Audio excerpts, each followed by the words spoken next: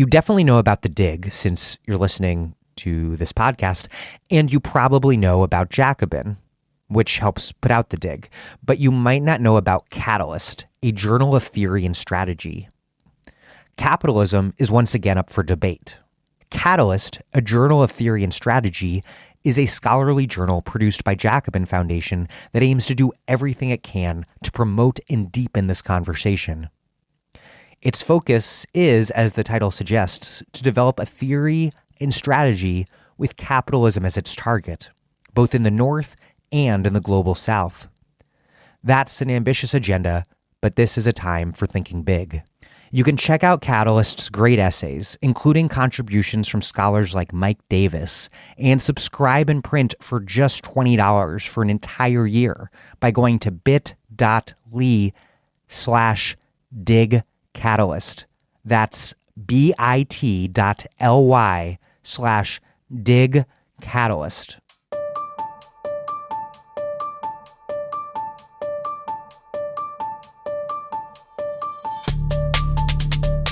Welcome to The Dig, a podcast from Jacobin Magazine. My name is Daniel Denver, and I'm broadcasting from Providence, Rhode Island. What do I do? That is the question that Cornel West, by way of Dostoevsky, posed and then offered some answers to in last week's interview. For this week's episode, I asked Mike Davis the same. What happened and what, then, is to be done? Unsurprisingly, Mike had a ton of insight. But what I want to hammer home here is where Mike ends the interview. We need to create left organizations of organizers. Organizations that can sustain young leftists, recently radicalized, particularly working class leftists, over the years to come. That's an issue that I want to explore in more depth down the road. But for now, I'll leave it to Mike Davis. Briefly, before we get started, obviously The Dig only exists because our listeners, people just like you listening to me right now, support us at patreon.com/thedig. It's that simple. It's because listeners donate that we are able to provide every single episode free to all, regardless of your ability to pay. And that's very important to us because we want everyone to listen. So please, if you have not done so yet, contribute what you can at patreon.com/thedig. That's patreon.com/thedig.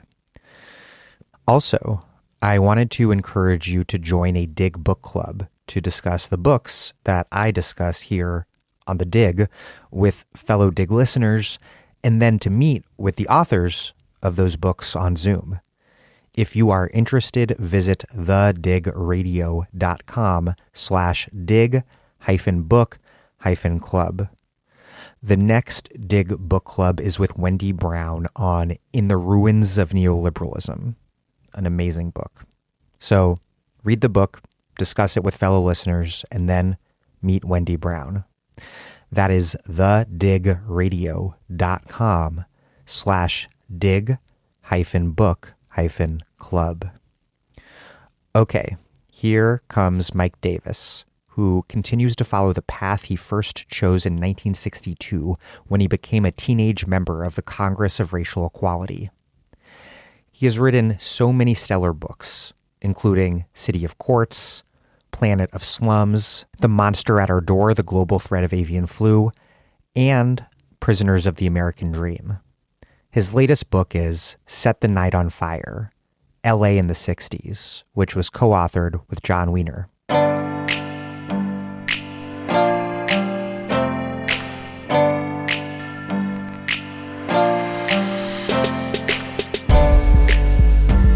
Mike Davis, welcome back to The Dig.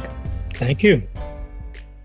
2016 was followed by this somewhat simplistic debate over whether it was racism or the economic situation that got Trump elected, as if the two were mutually exclusive.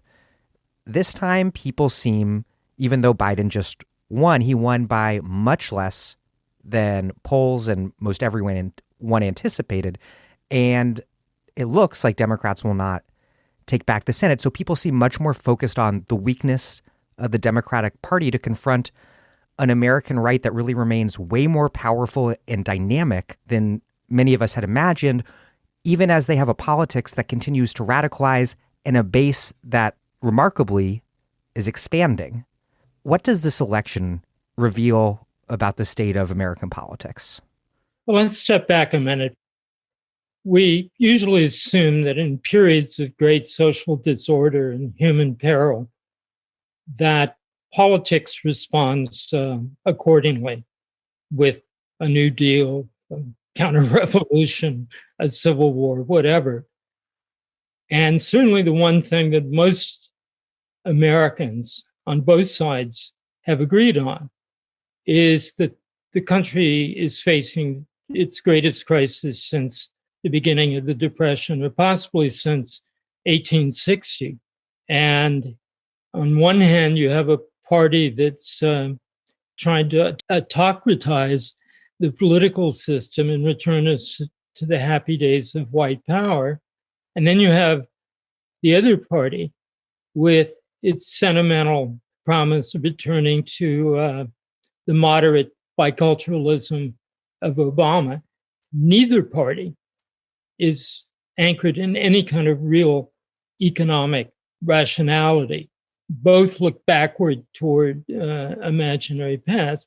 But nonetheless, we all assume this would be one of the great dramas in modern American history. The polls all said that.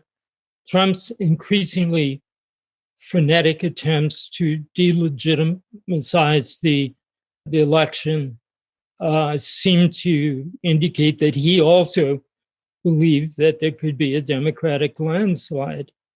So 160 million votes, and what we see is almost a photocopy of 2016.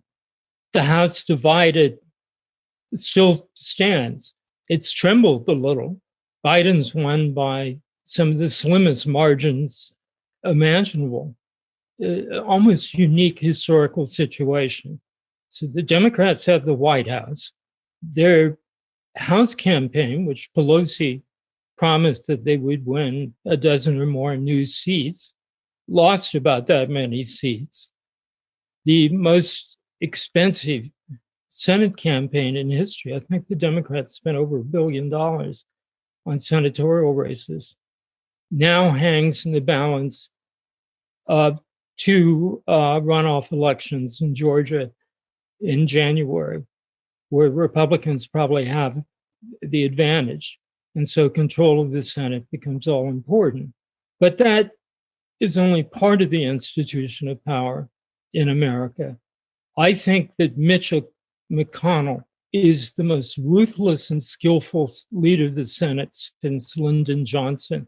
He filled every single vacancy on the federal court, from district courts to the Supreme Court, locking this in place for a generation.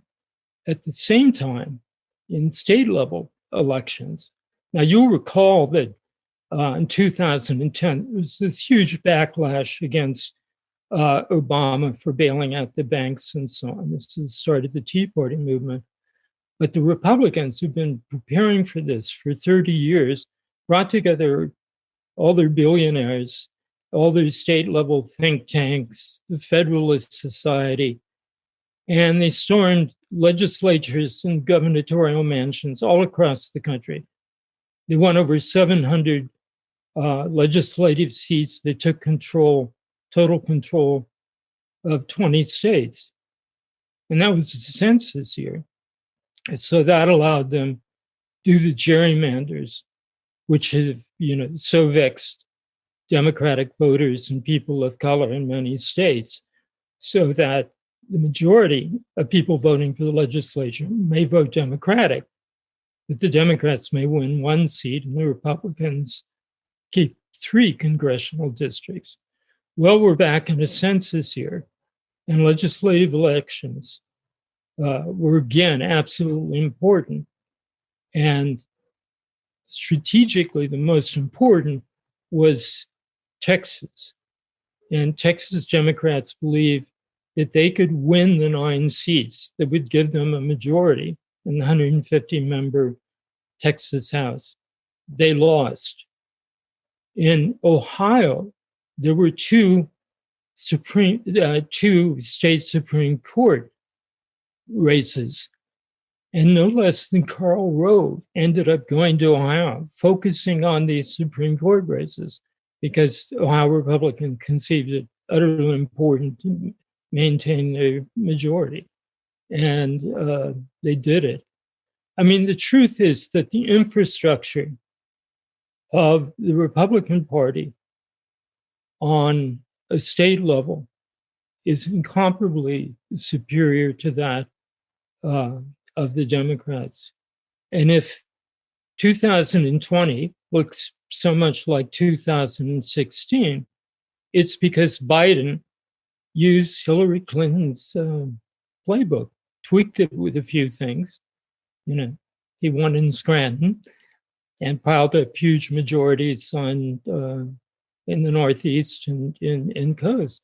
But it was the same suburban-centered soccer mom strategy that failed Clinton so disastrously 4 years ago.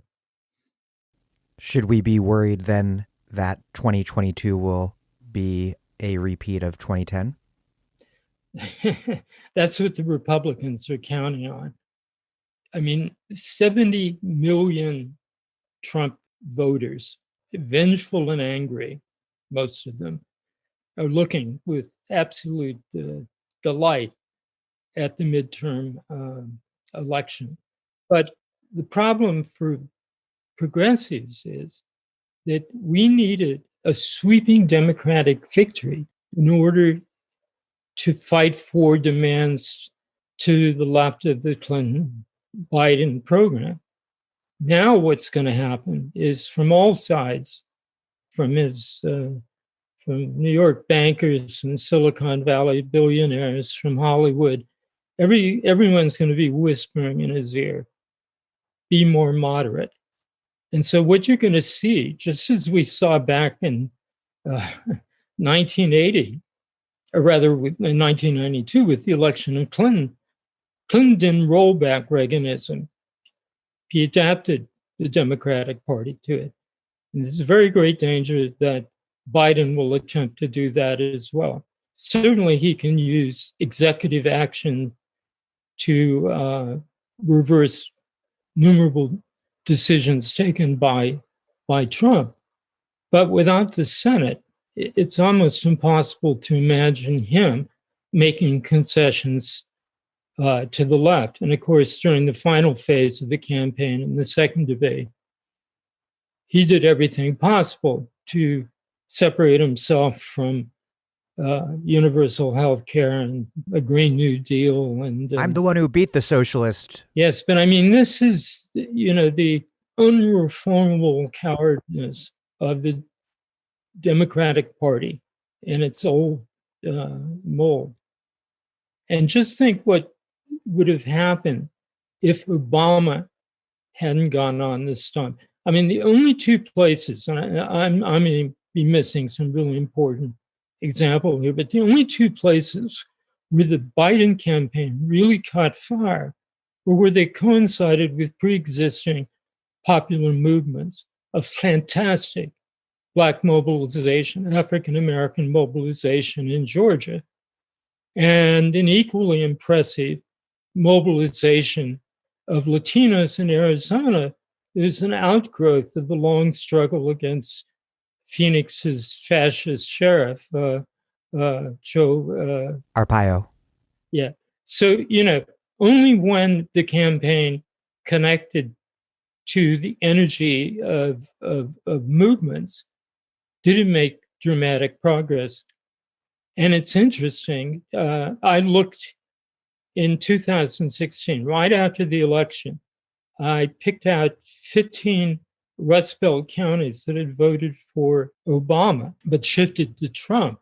And I looked up the daily newspapers and TV stations in all these cities and went back a couple of years. And I correlated Clinton's defeat in every case to major or at least significant job losses and plant closures. So yesterday, I went back to the same 15 places, to Dubuque, Iowa, Granite City, Illinois, Erie, Pennsylvania, and so on. And in some of these places, Clinton's loss compared to Obama was incredible. I mean, she'd lose some places by 20, or in one case, even 29%. Now, Biden was able to squeeze out about 3.5% in a half dozen of these places.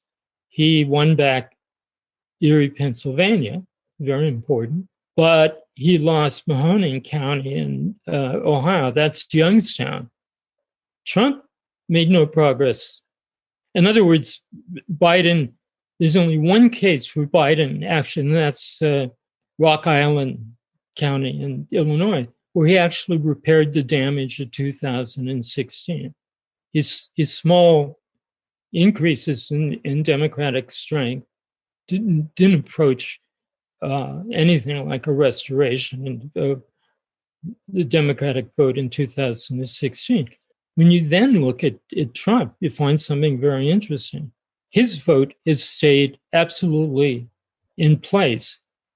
And if you look at the gains in this election, they can be represented almost exactly by simply adding the Libertarian vote in 2016 to his 2016 vote.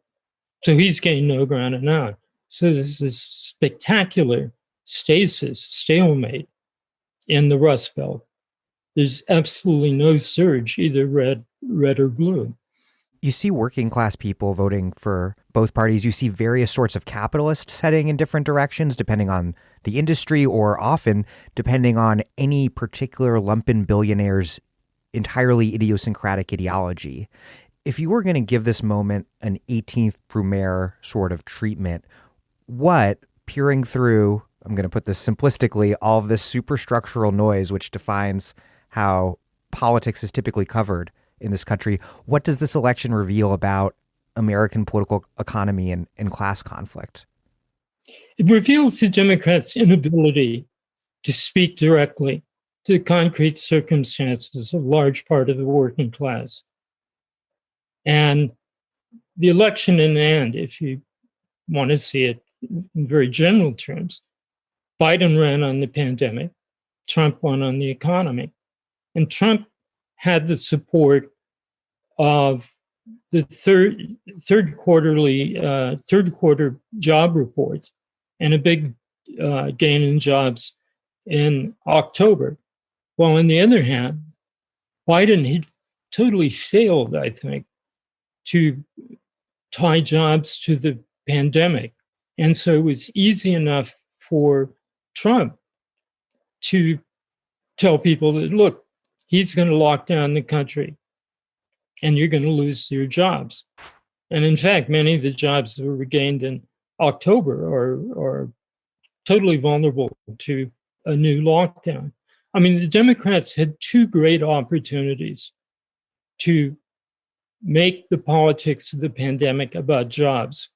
One was back in April when there was a labor uprising against the unsafe conditions in hospitals and in warehouses. OSHA, responsible for workplace safety, run by Scalia's kid, Eugene, processed none of the several thousand complaints that reached them. People were dying. So it would have been easy enough for the Democrats to say, look, we want to put everybody back to work. But to do that, we have to ensure that you can be safe in the workplace. They really didn't do that at all. And now this fall, what Biden should have said, in my opinion, instead of referring to the millions of green energy new jobs, which is just a total abstraction. People are living in very concrete circumstances, looking at the closed mall down the street, or wondering if the remaining factories going to leave town or not. And this just seems like a sheer fantasy. So again, the campaign had the great opportunity to say, because Trump has totally failed to stop the pandemic and indeed become the major vector of it, he's going to end up taking your job away. The second wave is going to erase all these gains. That's why you have to put us in power. But separating the pandemic and jobs, and I'm sure there's some Democrats who didn't do this, but it was the motif of the national campaign, and that was deadly. And that's why it's hard in some ways to draw lessons out of this. I mean, polls have told us for the last 4 years that the hardcore Trump base is somewhere between 39 and 44% of the population. Well, he got about 48% or so of the vote. And I wonder if that difference, the 7 or 8%, which equals probably 6 or 7 million votes, was not an expression of people making this Sophie's choice of income over health. And that's what seems really twisted about this to me, is that Trump's disastrous handling of the pandemic created this false trade-off between public health and economic well-being. And then in response, Biden failed to provide any robust alternative vision that pushed beyond that false trade-off between locking down and reopening the economy. And so that binary was really what was presented to voters as a zero-sum choice. It was a political terrain created by Trump that Biden then played upon. Yes, you put this very eloquently. But there's also the long-term problem that not only the Democrats, but most social democratic parties in Western Europe and the Labour Party in Britain have been generally very successful amongst young college-educated voters working in the information sector. They've had absolutely nothing to say to people in the north of England or the Ruhr or the Pas-de-Calais in France, traditional industrial areas turned into Rust Belts.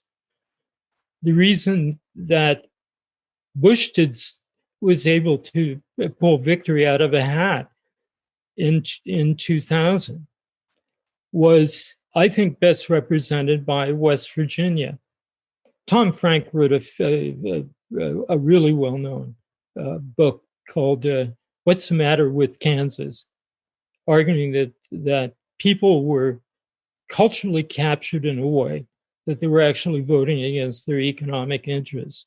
And I kind of disputed that, and I took the case of West Virginia. So in West Virginia, actually I'm talking about 2004. So Kerry goes to Charleston, he goes to Mingo County, wherever he went. I don't think he visited West Virginia very much. And again, he can only make these abstract promises about prosperity. Now, local people in the Rust Belt have seen what this means. If there are, in fact, new jobs created, they go to people who move in from out of state or to college-educated people. They don't replace the unionized or high-wage jobs that are gone. Bush comes to West Virginia and says, I'm going to slam a tariff on steel, okay? We're going to revive the American steel industry. He really didn't mean it in the long run. But, that ignited big turn to the Republicans that now seems to be permanent. I mean, West Virginia was the most democratic state consistently in congressional and presidential elections throughout the 20th century. Right now, Biden got 26% of the vote in West Virginia. And a lot of that was only thanks to the heroic teachers who went on strike last year. Democrats have totally lost the state. They've totally abandoned Appalachia. Puerto Rico has been worse treated than even New Orleans during Katrina. Did we ever talk about the disasters in Puerto Rico, or the fact that 51% of children in San Juan live in poverty? No, of course not. Which is morally monstrous, but it's also electorally stupid given the changing demographics of Central Florida. And given the fact that the Republicans have long embraced the full 50-state strategy, and they've built this local and state level infrastructure that's so superior to the Democrats. I mean, here in San Diego, we had a couple of districts with big Republican majorities. And in order to get money from the Democratic Central Committee, the county committee here from Labor, you had to raise at least $65,000. And candidates couldn't do that. So they were ignored. They're just hung out to dry. There's almost no point, to running. I mean, Democrats have abdicated constituencies that they once totally owned because of their failure to grapple with the concrete problems of working people in this country. Now, the difference between today and 2000, or the wave of factory closures in the 90s, or even before then, was that a new generation has appeared, full of kids from immigrant families, working class families, who've made great sacrifices, sent them to college, and they leave college only to find out that it's all been a mirage. They end up in the contingent economy. They end up working for Uber, or they may get a job as school teachers only to find they can't probably never be able to afford a house if they live in California or Washington. And what we're seeing, and I think the material basis in many ways for the Sanders insurgency, was the combination of downward mobility, broken dreams, and a reaction to the wholesale assault and all the achievements of the civil rights movements and other equal rights struggle. I mean, my kids, my 4 kids, my 2 youngest kids are still in high school, San Diego High School. It's an inner city high school. I'm stunned by their friends, how radical they are. Now, my kids, of course, they grew up in a red household. You'd expect them to probably be, to mirror that background. But their friends are, they're working class Mexicans, Somali, black kids, and tremendously devoted to Sanders. I mean, kids were crying when he conceded. That activism was then saved and recycled by Black Lives Matter. My kids were going to the Black Lives Matter protest. They're incredibly enthusiastic. But of course, what's happened now is a Great Depression amongst that crucial Generation X. Because even with Trump gone, Biden is not going to satisfy any of the things that they fought for in the Sanders campaign. I mean, Trump 2020 was about law and order and against Black Lives Matter in a similar way that Trump 2016 was about building the wall and about attacking Mexicans, attacking Central Americans, attacking Muslim immigrants. I was discussing this with Cornel West yesterday. Different themes, kind of same logic. Why was law and order effective at producing so many votes for Trump, and what does that mean about the balance of forces between BLM and the reaction against it if you have Trump running a BLM as a terrorist group campaign and doing as well as he did, and Biden only speaking in the most rhetorically, superficial ways about the movement demands? Well, of course, Trump reached into the garbage can from 1968. Using every Craven strategy and rhetoric he could find about crime, the inner city, the blacks are going to come to your suburb, end your suburb, if only. And I think that worked very well with the already converted, with the hardcore base. Beyond that, I'm not sure how effective it was. And one thing that startled an awful lot of people is Trump's increase in support from Black males and from Latinos. Now, if you look at Florida, it's no surprise that the wealthy Venezuelan and Cuban exiles could drastically cut the Democratic margin in Miami. Yeah, it's like a melting pot of transnational right-wing reaction. Exactly. But what absolutely threw me was what happened in the border counties of South Texas. Now, Republicans and Democrats in Texas have long agreed that South Texas, the border counties, are the key. The Republicans at all costs have to reduce turnouts and prevent the Democratic vote from increasing. It holds about balance of power in Texas.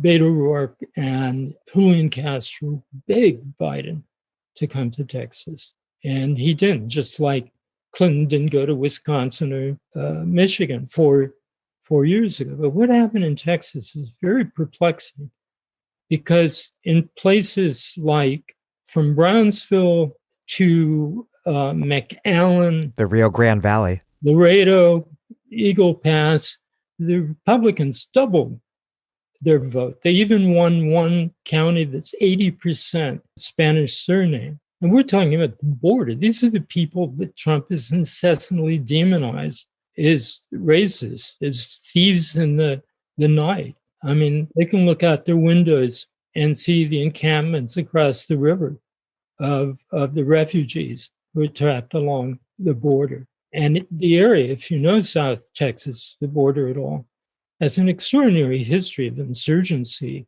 and resistance from the 19th century onward. So how did Trump grab all these votes? And the answer, I think, some people argue that it was Catholicism. And reading the National Catholic Reporter, which is the very progressive Catholic journal, and right now is trying to understand what happened to the Catholic vote, abortion doesn't seem to be the key. Other people suggest it's the fact that the Border Patrol is a major employer in Mexican-American communities from, El Centro to Brownsville.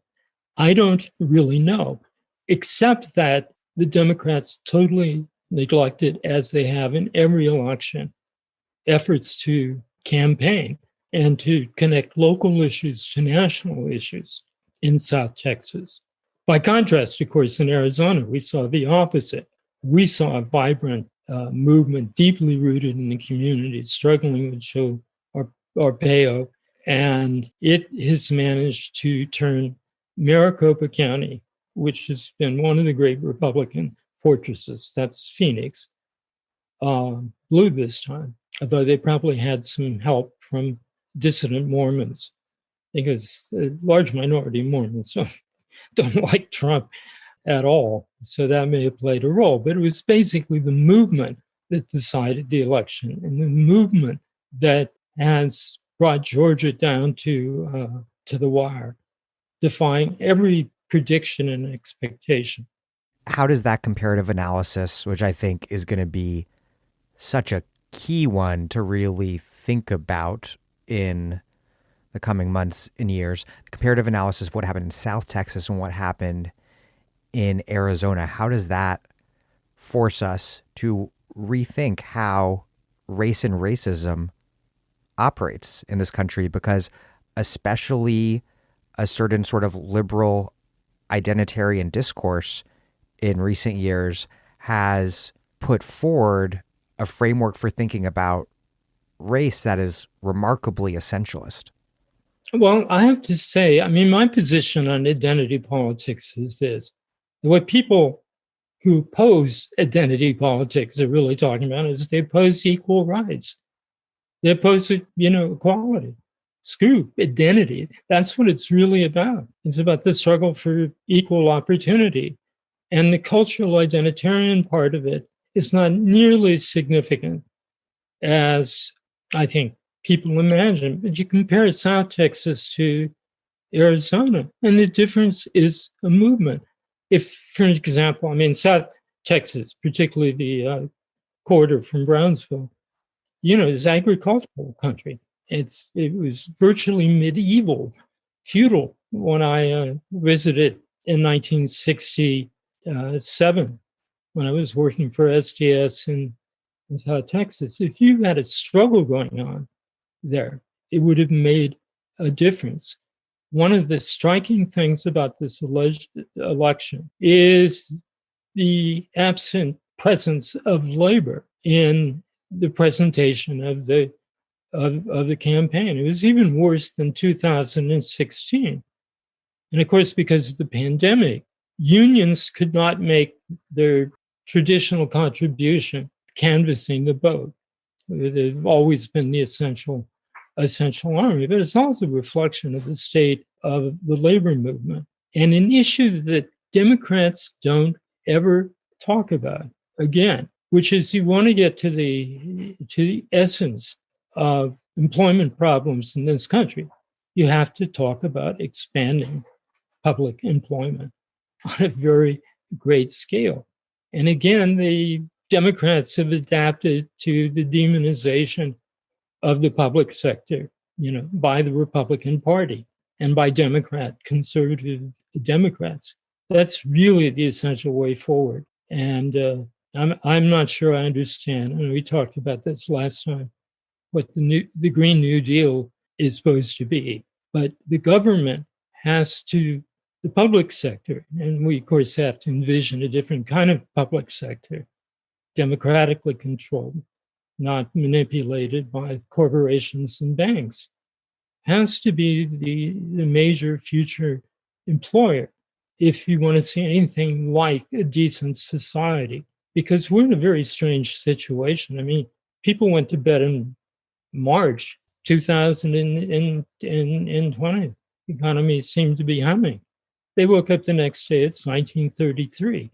And this is going to happen again in the next month or two as the job figures go down again and people are confronted with how ephemeral this recovery actually is. In 1994, a not insignificant minority of Latino Californians voted for Prop 187, I believe about a quarter.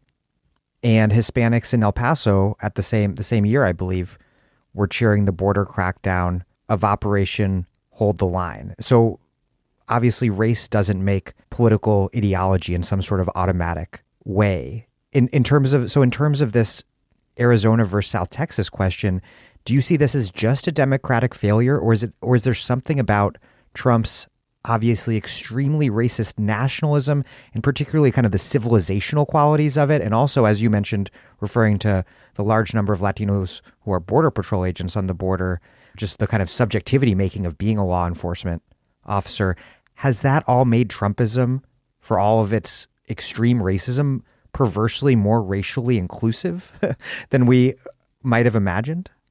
Well, that's an interesting, even fascinating speculation, but I don't think so.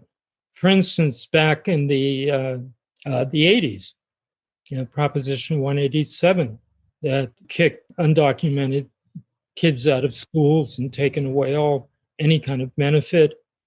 Well, I mean, it produced one of the greatest mobilizations in the history of California against it. In Texas, you're dealing something different. I would argue that in Texas, where so many jobs are still connected to agriculture for Latinos, the competition with immigrants is much higher.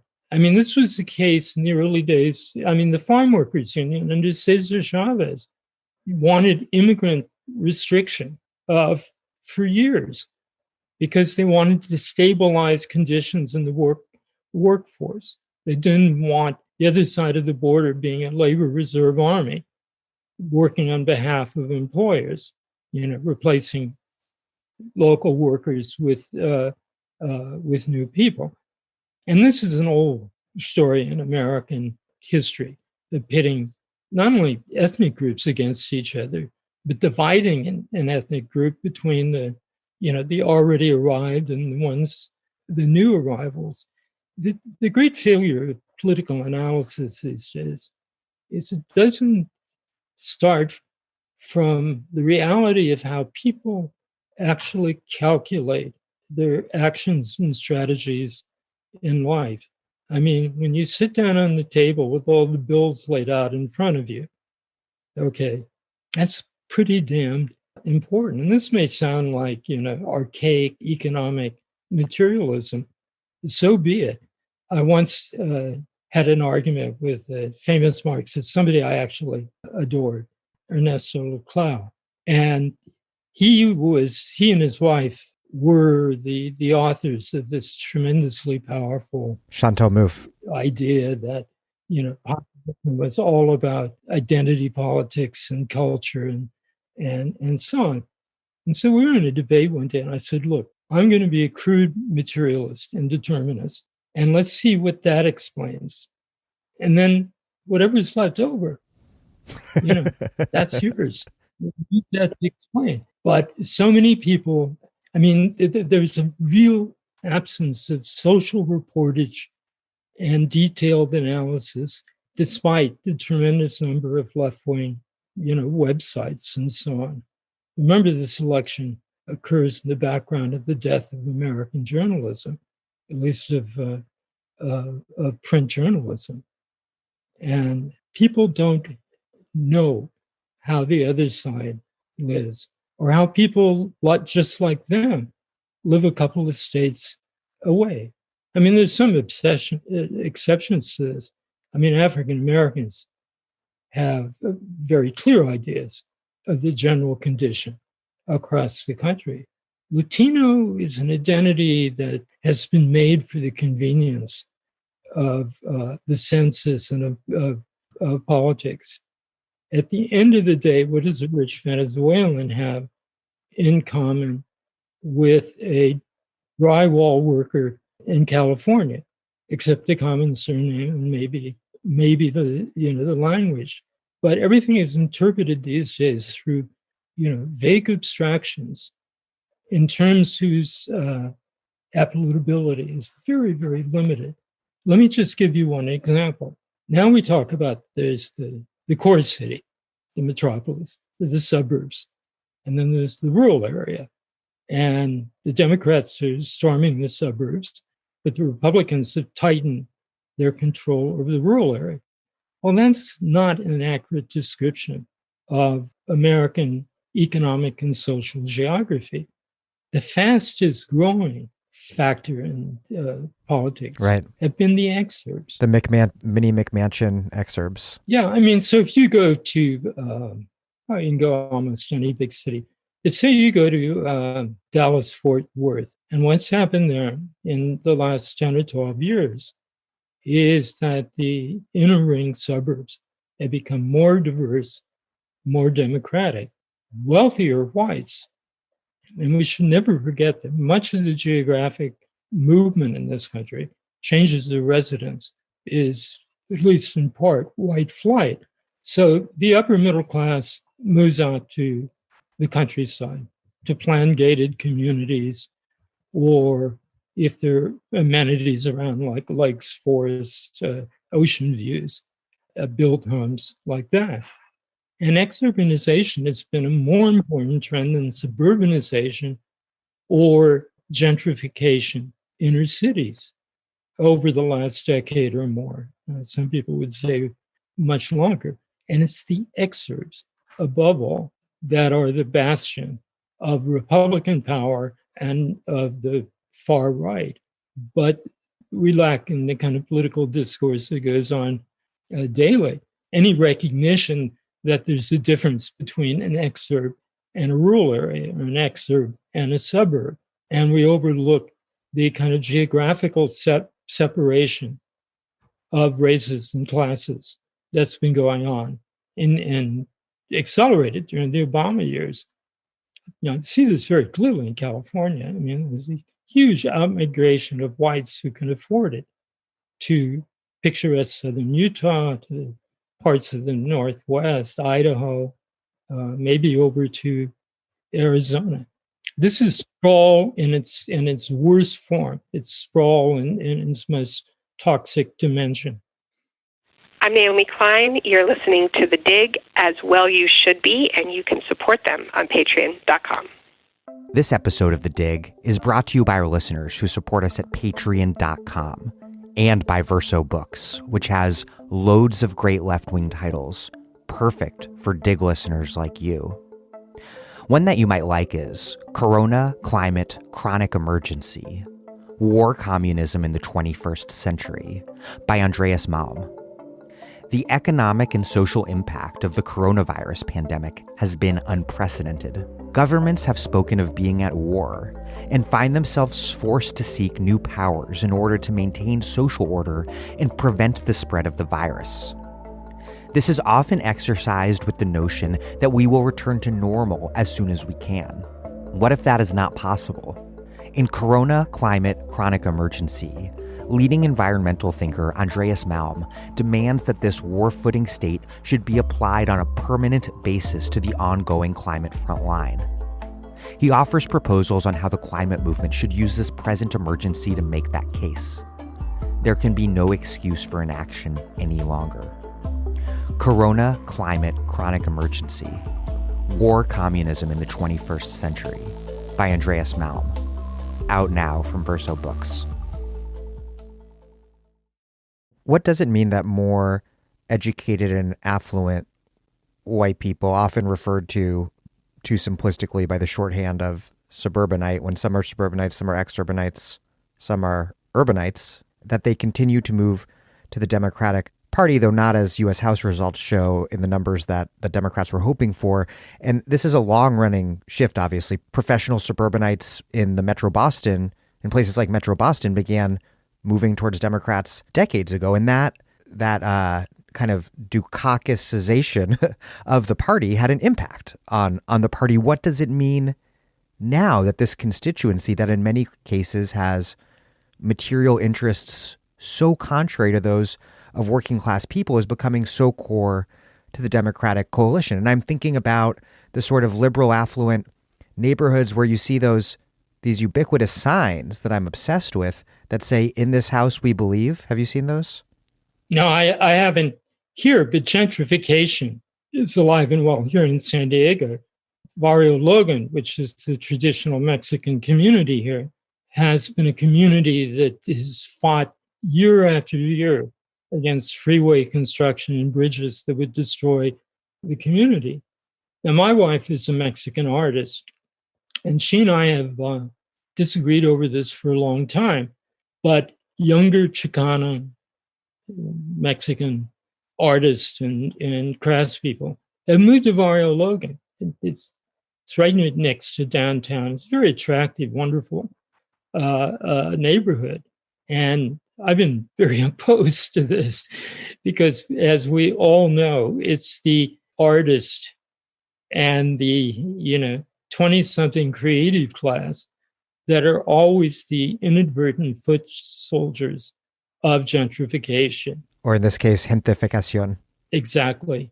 And so in other words, we can say that politics, the language of politics is out of step with the reality of social geography.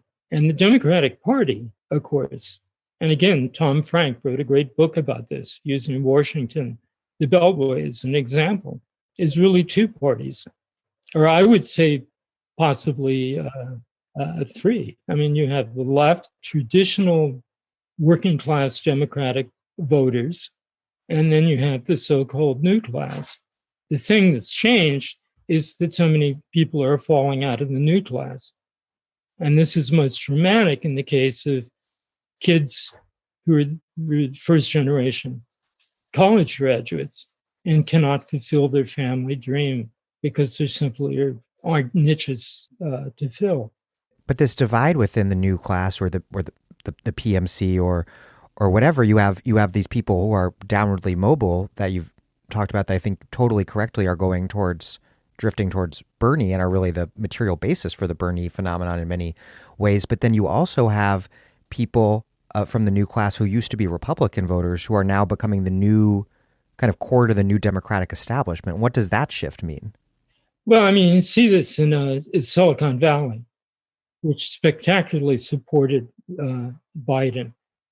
First of all, the workers, employees came out en masse, but a big new group of wealthy Silicon Valley entrepreneurs who'd not been active in politics before, some of them even probably donated to the Republican Party, mobilized tens of millions of dollars.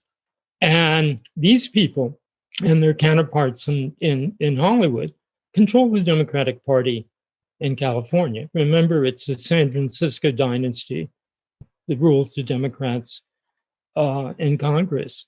And as people know, particularly those who've been fighting these same people at the local level, when, the city council races, or when these people were mayors, the Nancy Pelosi's and so on.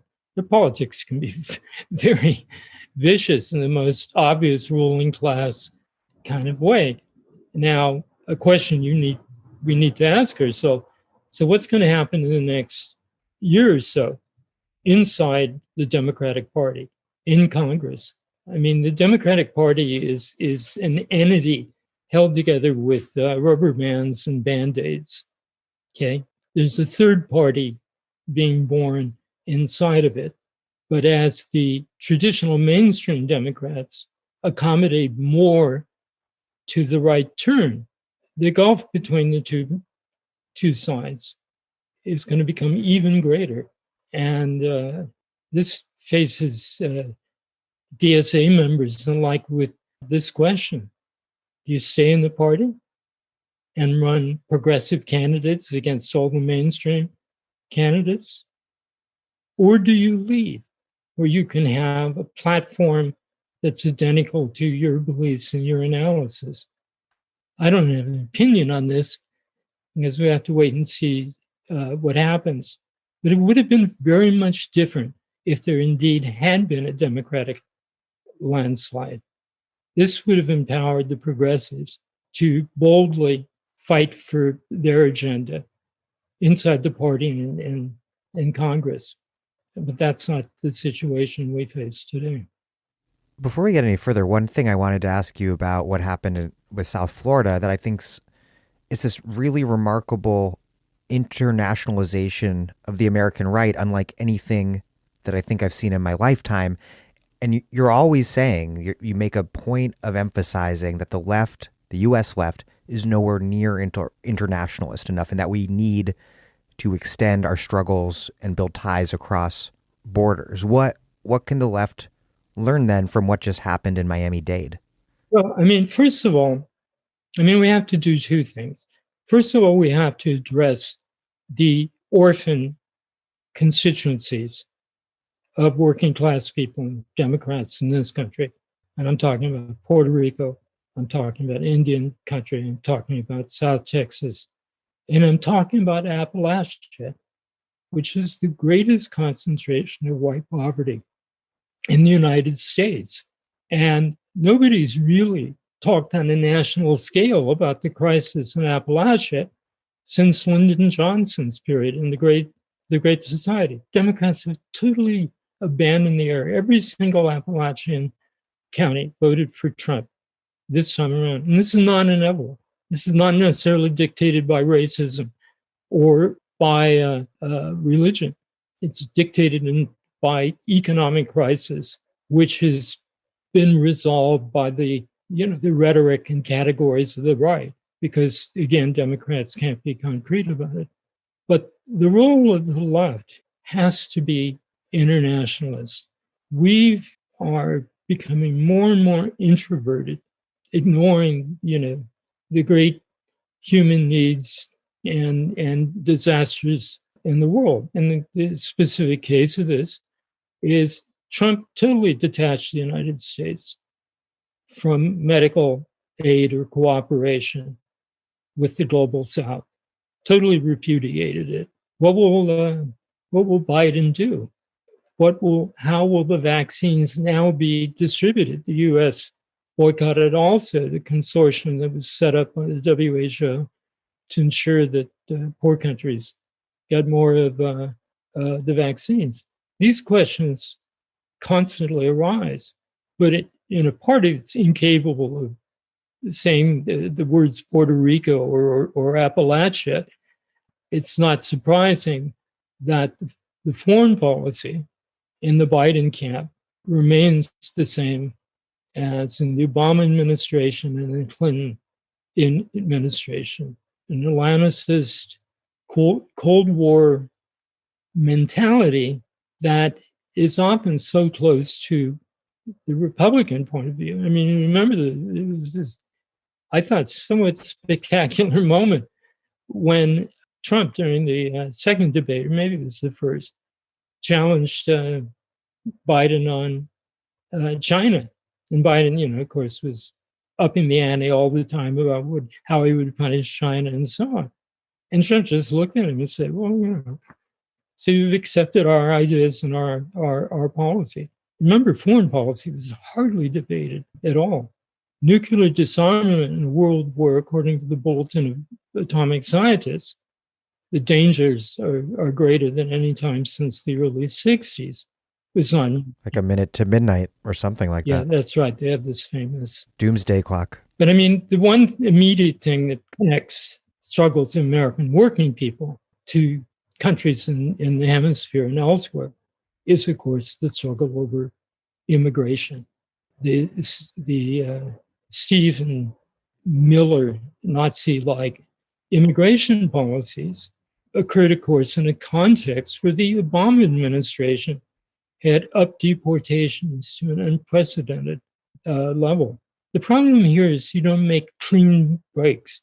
You don't restore what's been destroyed.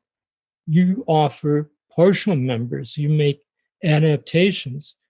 And now that the mainstream Democrats see this ferocious Trump nation, even if Trump is gone, the tendency to make concessions and horror of horrors, Biden happily cooperating with Mitch McConnell if the Republicans win the races, in Georgia.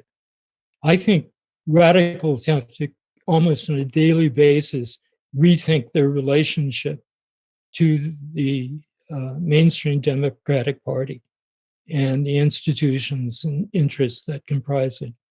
A lot of us always said after 2016 that Bernie would have won. Do you think he would have won this year? And do you think he would have not only won, but perhaps done a better job of boosting down ballot candidates than Biden, who ran such an anemic campaign and really failed to offer much of any sort of alternative vision beyond not being Donald Trump? I think that the Sanders campaign made a dreadful decision where in these meetings with the Biden camp, they didn't hold out for Medicare for all. That should have been non-negotiable. You could have unified around the campaign without centering that. I mean, I know people, Sanders supporters, who were crying to see that unnecessary concession. The institutional power of the Republicans, of the far right, and again, I emphasize on state level and in local governments, is so great that I think Sanders would have done spectacularly well in some of the constituencies that didn't respond at all to Biden. But I'm not sure he could have won, and I'm not sure we wanted him to win, because he would probably have inherited still a Republican Senate. He would be in the midst of both the pandemic and what seems to be the beginning of a new depression. And he would have had, he and Elizabeth Warren, had vigorous, good answers, policies, but I doubt they had the means to implement them. It's sometimes better for the left to sit out the crisis in opposition than join reformist attempts to resolve it. I know this is what I'm saying is going to irritate, a lot of people. Well, it echoes an insight from Marx. Reminds me of this line of his. He wrote, quote, "The worst thing that can befall a leader of an extreme party is to be compelled to take over a government in an epoch when the movement is not yet ripe for the domination of the class which he represents and for the realization of the measures which that domination would imply." Martov, the leader of the Mensheviks, repeatedly quoted this to Lenin in the days before the October Revolution. I mean, there's some questions and paradoxes that you can't avoid, where you can't be certain that you're right. You have to look to the available forces. Sometimes you have to sacrifice power in order to ensure that your ideas endure. I'm not one of these people who believes that, there's something like the motor vehicle code for the left in politics. The Democrats never support the lesser evil and so on. I mean, Lenin would have scoffed at that. But what I've been saying is that by next spring, I think progressives in the broad sense need to completely reappraise their relationship to the Democratic Party. I'm not saying necessarily they should break with it, but they need to reappraise it. And secondly, they have to understand the illusion that the Sanders campaign perpetuated, which was that the movement and the political campaign are co-equal. One strengthens the other. Now, the scariest book for leftists I've ever read is Michael's book on political party. He was a German social democrat. And in 1906, I think it was, the Social Democrats made a huge breakthrough, became the largest party in the Reichstag. And this created thousands of jobs for Social Democrats. It instantly kind of bureaucratized the party. It changed the interests that propelled decisions inside the party. It strengthened the power of trade union bureaucrats. So he raised this question, does the left in political office in a system still based on private property, on capitalism, does it ever actually strengthen the party outside the parliament, at the workplace, in the streets, in the community? And this is, again, what happened in January. People wanted to fight on.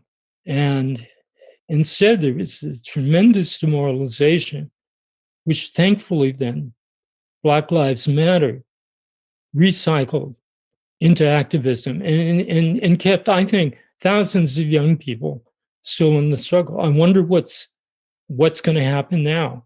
Again, since I measure the world by the two teenagers I live with, my youngest daughter, who was totally part of the burn and then Black Lives Matter, is now so absolutely cynical.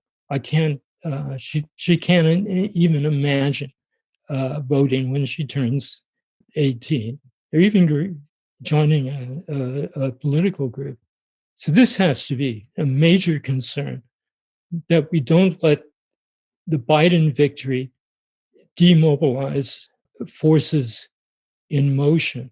And we have to provide roles to retrieve the energy that's been displayed through the Sanders campaign, through Black Lives Matter, through all the protest movements. You noted correctly that the premature end of the Bernie campaign was incredibly deflating for so many young people who were deeply committed to that campaign. And that fortunately, the second iteration of Black Lives Matter exploded not so long thereafter to recapture those energies. And my question is there more of a connection between the end of the Bernie campaign and the redirection of what were notably extremely multiracial protest energies towards Black Lives Matter when it did explode? My sense, and I don't know if there's ever any data that could prove this, is that this question of so many people have been asking, and this phenomenon so many people have been noting, of what are all these white people doing in the streets in such large numbers, protesting for Black lives. I think one answer to that question is that those young white people were Bernie voters.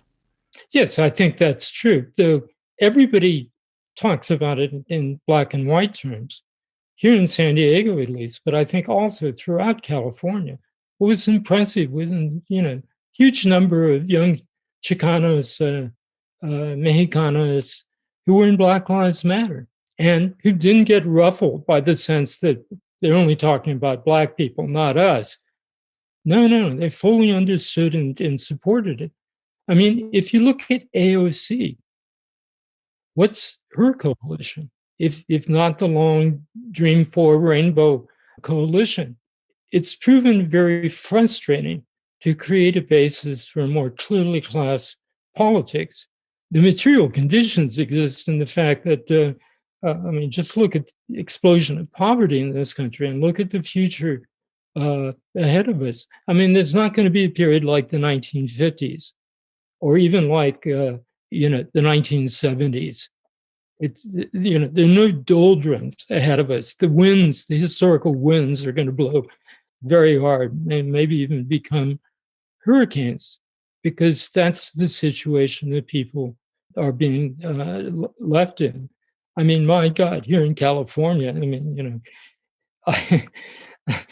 my family business has been going very well because we're living essentially in the book of Revelations. Look out the window, the landscape is burning. But the question is how to bridge the gap, and the need for an organization, or better, organizations of organizers, okay, united around clear principles. I'm not recommending a return to democratic centralism, which favors only the rule of party leadership. But we need a tougher, better organized forms of organization with clear class politics and able to maneuver creatively. I mean, many of these protests I see these days, I mean, they're incredibly creative, but sometimes they miss the essential thing. A couple of years, 4 years ago, when I was still teaching before I retired at UC Riverside, some of the Occupy protesters came out from downtown LA to protest on campus. There was a meeting of the Board of Regents. And they were completely peaceful, but the campus police overreacted. They didn't have a clue what to do. So they come out with tear gas canisters and, the pepper spray, all this stuff, big batons. And what happened, and they surrounded this group. What happened then is hundreds of students who were merely spectators begin to side with the Occupy protesters. I mean, you could see there, the atomic the politics of radicalization on the molecular level. And I thought to myself, man, this is a great movement here. It opens up new possibilities. Except that the protesters had no leaflet to hand out. They didn't say, people, if you support us and believe in us, we're meeting on so-and-so day. There was none of that. There was just a protest with no design for organization. And remember that the purpose of protest, above all, from a traditional socialist standpoint, is to organize people and allow people to make full commitments as the life circumstances, allow to their ideas and struggle. So what is it that's going to build the bridge between these two great uprisings in the Sanders campaign and Black Lives Matter, and the kind of class politics necessitated by the crisis, which will propel millions of people? But who's going to win them? I mean, this election showed that Trump still had the ability to win over large numbers of people. And people may disagree with me. I mean, they may say it's a racist backlash. But like I said, I thought the difference between the hardcore, ideological Trump supporters and the Republican vote are the people reacting to economic circumstances when the Democrats are unable to give concrete answers or solutions to problems. You mentioned your teenage daughter, once so full of Bernie enthusiasm and then BLM, that she's now deeply pessimistic. And this is something I've been thinking about a lot, including because I interact with Zoomers as in my organizing life, this affective and ideological roller coaster that recently radicalized young people have been on. Are these bigger and more organized left organizations? Is this the solution to what I worry could be for many Zoomer radicals, premature burnout or ultra-leftism or just nihilistic disaffection? Well, I don't think what's needed exactly is to try and make DSA a mass party or follow the example of something like Podemos in Spain. I'm talking about building groups that sustain people in struggle with much clearer and class-conscious programs without in any sense abandoning the demands of Black Lives Matter or other struggles. I'll say this on air for the first time. I remain a communist with a small c, and I see no way to get around this problem of the need for an organization of organizers, except to accept some of the lessons of the past and reject others. A big amorphous party or group needs inside of it more organized people who can fight with one another and present alternative paths. Now, in the past, this has too often meant some cadre group trying to control, take over the organization, manipulate everybody. Bob Avakian and the Revolutionary Communist Party kind of stuff. No, Chairman Bob. Yes, wherever he is right now. Some of my best friends suffered huge personal defeats by following his path in the 1970s. No, I mean, the questions and obstacles are huge. How you build basically a democratized cadre organization, because it has one other task to fulfill. Otherwise, it can't exist. It has to give poor kids, working class people, a basis for sustained activism. That means you got to deal with questions of everyday life. I mean, so many of the organizations on the left, trust fund kids, or people know they can eventually fall back into a decent career, can become full-time organizers. But the most militant people on the streets have to answer questions every morning, how they're going to eat, what the future is going to look like. They have, major responsibilities to their families, little brothers and sisters, whatever. So you cannot build an organization that wants to represent working class interests unless it can recruit working class people to its leadership and give them a decent means to survive. And the problem is so systematic that what you tend to see, and this probably most blatantly in the labor movement, in campaigns like Justice for Janitors or the hotel workers, is the ascent of people like Yale graduates who are brilliant organizers, but who take the place of people coming out of the ranks of the union, rank and file. These are not questions that are resolved by, simply by making a demand. They're questions that we faced every day. The movement in Black Lives Matter, I thought, was less a representation of kind of elite kids interacting with Black kids than a real coalition of people. A lot of the white people are active, are working class people. They may be college graduates, some of them, but they're not, they're not wealthy.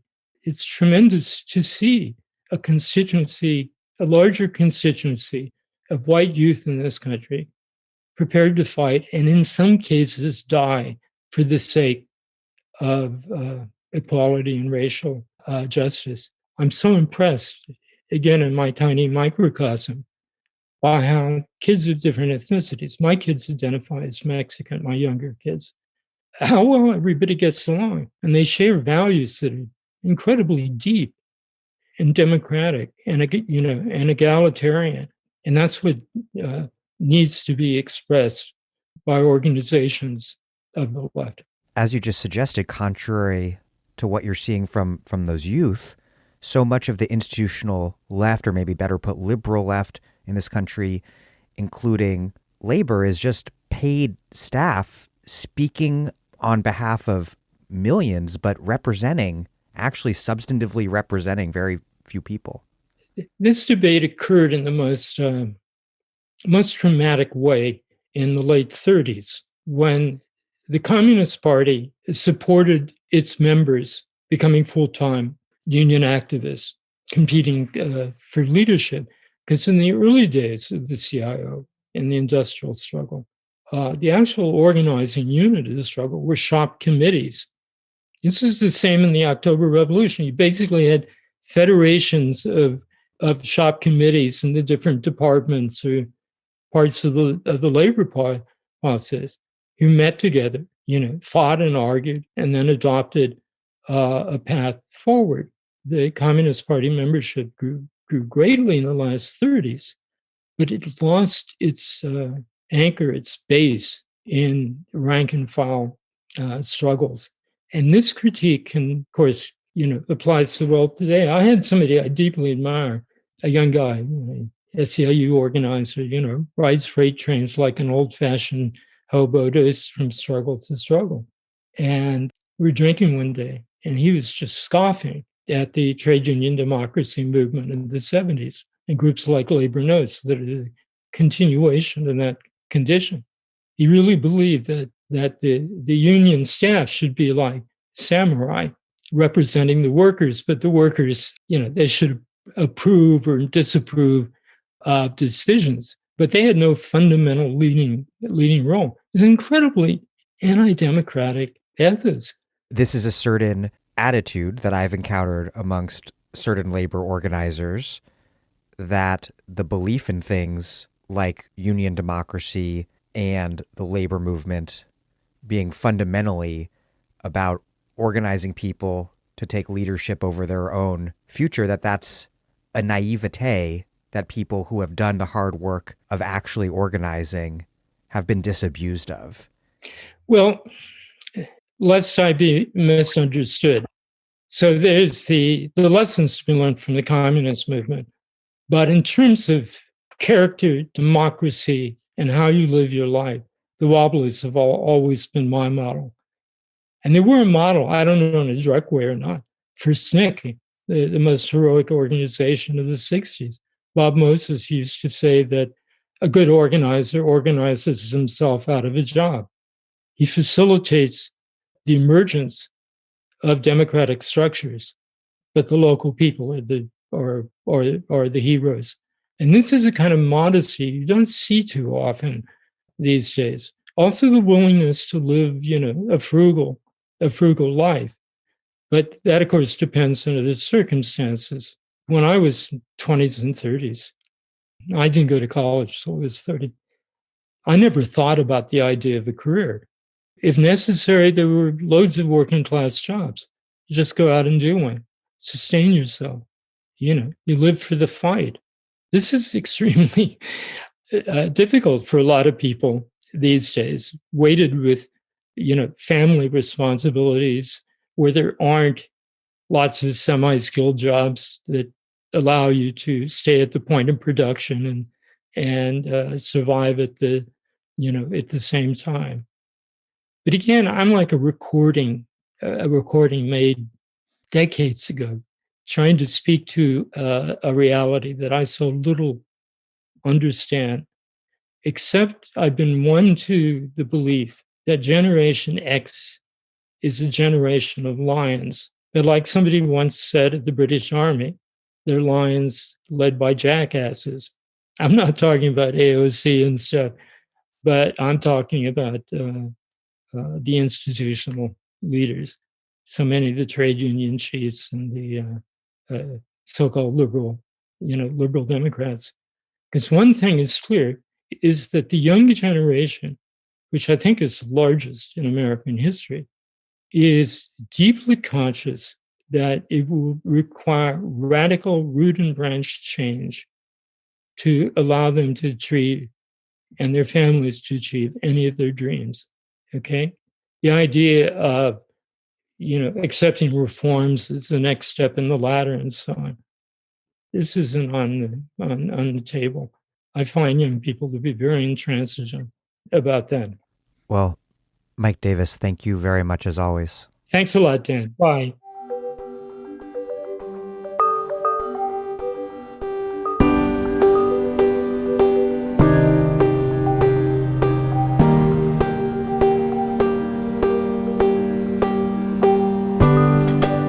Mike Davis is the author of many, many books, including most recently, Set the Night on Fire, L.A. in the 60s, co-authored with John Wiener. Thank you for listening to The Dig from Jacobin Magazine. As Marx once said, after noting that political power, properly so called, is merely the organized power of one class for oppressing another. While other podcasts have only interpreted the world in various ways, our point is to change it. We are posting new episodes every week. The Dig was produced by Alex Lewis, music by Jeffrey Brodsky. Our communications coordinators are Julia Rock and Zachary Nin. Our senior advisor is Thea Riofrancos. Check out our vast archives at thedigradio.com. Follow us on Twitter at thedigradio, and same on Facebook, and do please find us wherever you get podcasts and subscribe if you have not done so already. And if it's on iTunes or wherever, also please do leave us a nice review. Rating and reviewing us positively helps introduce us to new listeners. But what really and truly does that is you telling your friends about the show, why you like it, why you listen, why they should do the same. Please make propaganda for us. And do find us at patreon.com and make a monthly contribution. Even a few bucks is huge.